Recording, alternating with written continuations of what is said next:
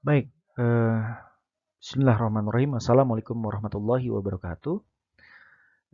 Selamat malam teman-teman ya. Ini kenapa saya bilang selamat malam karena di saya sudah malam dalam pembuatan video ini karena eh, apa namanya kebetulan ini adalah video pengganti saya ya voice-nya ya. Barangkali saya tidak bisa untuk menghadiri pertemuan kita tatap muka gitu ya. Nah, ini saya coba usahakan untuk tetap membuat video pembelajaran agar teman-teman itu bisa bisa apa namanya eh, tetap ini ya, tetap bisa on the track ini ya dalam materi kita dan mudah-mudahan teman-teman tetap semangat ya. Kembali lagi di mata kuliah kita teman-teman ya, mata kuliah sejarah lisan dan pertemuan kali ini kita akan membahas mengenai bukti-bukti dalam sejarah lisan itu. Oke, tidak yang berpanjang waktu kita coba next slide. Nah, bukti sejarah. Nah, sebelum kita ngomongin sejarah lisan secara lebih khusus nih, ya, bukti sejarah secara lebih khusus, kita coba untuk berbicara mengenai bukti sejarah secara umum terlebih dahulu ya, teman-teman ya. Saya katakan di sini bahwasanya memang setiap sumber-sumber sejarah yang ada tentunya diharapkan dapat memberikan informasi berkaitan dengan peristiwa pada masa lampau. Ya, bukti sejarah adalah segala informasi yang diperoleh dari sumber-sumber sejarah yang dapat digunakan untuk mencari kebenaran pada masa lalu. Dan bukti ini yang kemudian digunakan untuk melakukan rekonstruksi dan penyusunan suatu peristiwa. Kita sudah jabarkan sebelumnya pada pertemuan-pertemuan di minggu lalu bahwasanya memang bukti sejarah ini kan teman-teman ya adalah salah satu daripada bentuk ya daripada apa namanya tahapan untuk menjadi sebuah tahapan untuk menjadi sebuah proses ke fakta sejarah. Sebelumnya ada namanya sumber sejarah dalam tahapan penelitian heuristik, kemudian kita kritik ya, kita pilah-pilah dan kemudian hasil dari pemilihan itu jadi bukti sejarah. Dan dari bukti sejarah itu kemudian kita interpretasi dan kita tuliskan sehingga berubah namanya itu menjadi sebuah fakta sejarah gitu ya. Dan bukti ini yang kemudian digunakan kita untuk melakukan rekonstruksi dan penyusunan suatu peristiwa. Oke, kita next slide ya, lanjut. Dan nah ini teman-teman, lisan sebagai bukti sejarah. Teman-teman, saya katakan di sini bahwasanya berbeda dengan dokumen-dokumen bersejarah lain, bukti-bukti lisan juga berasal dari sumber-sumber yang hidup. Ya, beda ini. Kalau misalkan sumber teks ya, atau sumber benda, mereka benda mati ya. Mereka tidak hidup. Ya, oleh karenanya kalau kita berbicara mengenai sama orang nih, ya, untuk yang penelitian sejarah lisan gitu ya, kita wawancara dengan narasumber, jika terlihat nih kita ngaco atau salah gitu bahasa kayak gitu ya. Orang ini apa namanya bisa mengoreksi kita.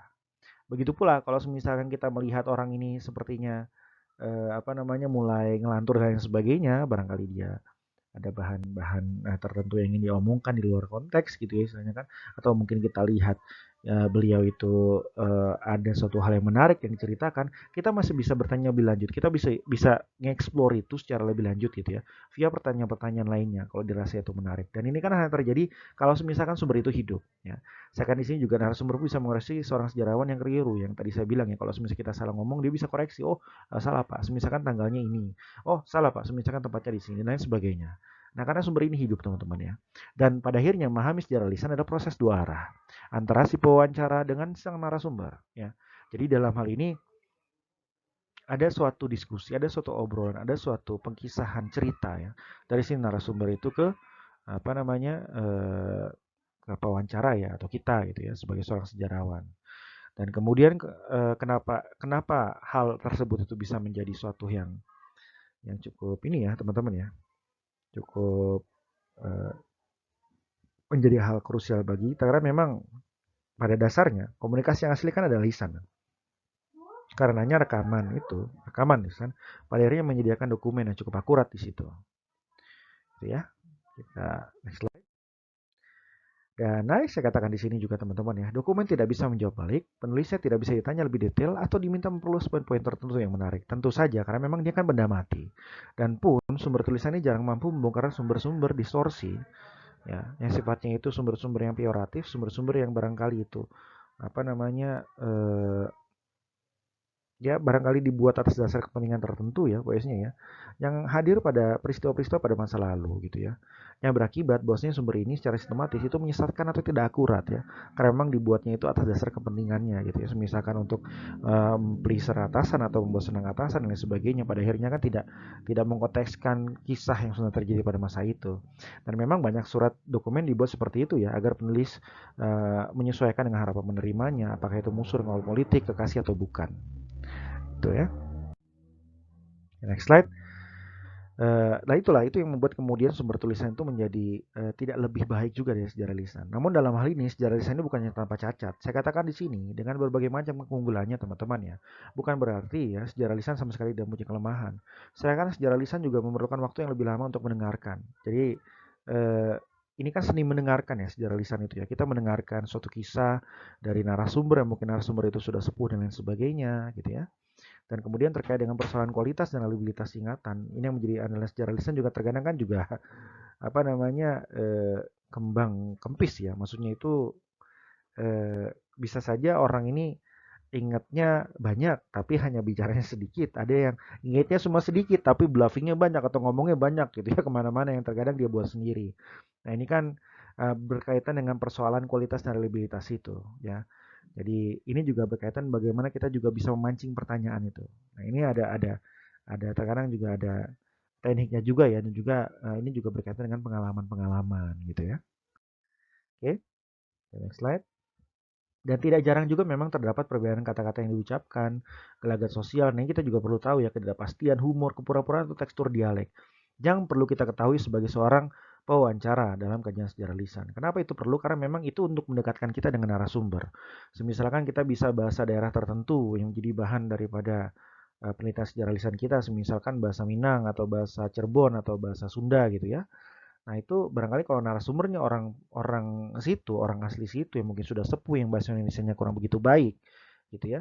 Maka itu bisa menjadi sebuah keunggulan ya. Humor-humor yang berkaitan dengan kedaerahan tertentu gitu ya. Gelagat-gelagat sosial tertentu yang biasanya terjadi pada suatu daerah misalkan apa namanya wilayah Jawa, misalkan beda dengan wilayah di Sumatera dan sebagainya. Nah, itu kita perlu tahu gitu ya. Nah, secara kurang lebihnya ketika ingin terjun dalam medan penelitian sejarah lisan. Nah, inilah yang membuat kemudian kan butuh waktu ya teman-teman. Kita perlu untuk belajar lagi biasanya. Dan selain itu kemampuan untuk mengingat remembering yang tadi saya katakan nih berbeda-beda antara satu orang dengan orang lainnya. Apalagi kalau misalkan dia sudah pikun. Nah, itu kan lebih lagi tuh. Nah, inilah kemudian bagi mereka yang menginginkan kemurnian kajian informasi, ya seringkali ini ya poinnya teman-teman ya karena kita sejarah lisan itu juga banyak dinamika ya, dinamis sekali sumbernya. Ini bukti lisannya seringkali terkontaminasi. Terkontaminasi dengan apa? Kepentingan-kepentingan tertentu ataupun motif-motif tertentu yang biasa untuk memberusakan diri mereka ataukah hal-hal tertentu. Ya, jadi tidak pure gitu dianggapnya ya. Dan ini juga menarik ya, suatu hal yang cukup menarik dalam sebuah kajian sejarah lisan ya. Baik, karena memang juga hal ini tidak bisa dipungkiri teman-teman ya, karena orang ini menafsirkan akan disesuaikan dengan budaya yang dimiliki. Ya, terutama budayanya seperti apa, dia akan menyesuaikan gitu ya, narasumber tersebut. Ya, dan terkadang dalam kebanyakan kasus terjadi, cerita yang tidak sungguh terjadi pun mungkin dianggap penting secara sosial karena dipercaya oleh komunitas tersebut. Misalkan ada banyak orang-orang yang percaya bahwasanya terjadi pertempuran pada masa itu dengan via berjalan di atas air seperti Naruto gitu ya, terbang dan melakukan genjutsu, taijutsu dan lain sebagainya gitu ya. Nah ini kan juga kemudian banyak percaya masyarakat karena memang barangkali apa namanya dianggap sebagai mitos yang betul-betul terjadi gitu ya. Nah ini kayak semasa dalam artian tertentu seperti sebuah perkataan dari Hitler ya, seorang Führer yang pada masa pernah berkata, kebohongan yang dikabarkan terus-menerus itu kan akan menjadi sebuah kebenaran gitu ya. Dan pada akhirnya ya tidak bisa dianyanya ya. Wah, hal ini merupakan sebuah tantangan yang harus diterima oleh para sejarawan yang melakukan studi lisan ya. Ini dalam melakukan penulisan suatu kisah di masa lalu harus dihadapi pada akhirnya ya. Nah, kemudian mungkin ya perlu melakukan sebuah kritik yang cukup ketat kalau misalnya kita perlu dengan hal seperti ini. Oke, next slide. Dan realitas bukti dalam sejarah lisan teman-teman ya. Bukti dalam sejarah lisan ada bermacam-macam. Namun beberapa hal yang pasti bahwasanya sejarah lisan bisa memberikan fakta atau bukti asalkan melalui kaidah atau metode yang benar. Ya, lagi-lagi gitu ya. Asalkan kaidahnya baik, pada akhirnya outputnya pun akan baik ya. Pada akhirnya via metode yang benar, narasi sejarah lisan itu akan dapat bisa kita pakai secara baik. Dan bukti yang bisa menjadi sebuah kajian lisan atau menjadi sumber tulisannya secara umum ya adalah rekaman atau transaksi wawancara individu ya seperti yang sudah saya jelaskan juga pada minggu lalu yaitu kalau masyarakat menjadi saksi mata peristiwa, arsip pidato atau arsip berita radio ya dan lain sebagainya. Dan Pada akhirnya teman-teman saya katakan di sini bahwasanya bukti lisan dapat menjadi sebuah alat bagi sejarah guna mencapai sesuatu yang lebih luas dan lebih mendasar bagi penyelesaian sebuah kisah masa lalu. Dan bukti lisan dalam hal ini akan mengubah objek studi. Nah, ini menjadi sebuah subjek studi di mana bukti lisan membangun sejarah yang tidak hanya lebih kaya, namun juga lebih hidup dan menyentuh hati karena memang ada emosi juga yang bermain di sini dalam narasi-narasi kisah via sumber sejarah lisan tersebut. Baik, barangkali sampai sini ada pertanyaan teman-teman ya. Saya Syupat barangkali untuk materi kita pada malam hari ini karena memang sudah malam kalau di sini.